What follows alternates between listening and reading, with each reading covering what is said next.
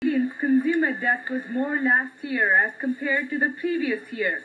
The credit monitoring firm TransUnion says the average consumer debt was over $27,000, which is 6% more than the previous year. The TransUnion spokesperson attributed that to the holiday shopping, and today the concerns could be heard in Parliament. Would the Prime Minister not agree that this is not simply a problem of people perhaps spending too much on a screen television such as suggested, but is a reality for Canadians who are facing hard times, Mr. Speaker? The government of the Bank of Canada and others, we've expressed our concern about the growth of this debt. Interest rates will eventually go up. This insolvency counselor says it may not be a situation to panic yet, but it's time to plan ahead. The trend is that the overall increase is by 6% for the year. It means people haven't learned their lessons yet.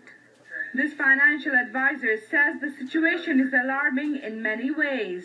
I do not believe that the U.S. is out of the recession from 2008 and 9, and I think it is slipping over to Canada very shortly. And if that happens, Adalja says, it will affect small retailers and business owners in the community. A lot of our South Asians are engaged in this transportation business, trucking especially, right? And they were the hardest hit. So it's time for Canadians to watch where and how much they spend.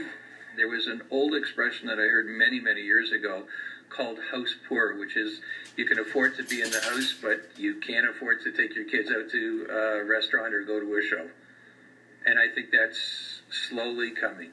And the best advice experts say is budgeting your finances. If you're not able to afford your current house, then sell it and downsize your accommodation before the housing market goes down. And finally, think twice before you swipe. Kiranpreet Chima, Omni News, Toronto.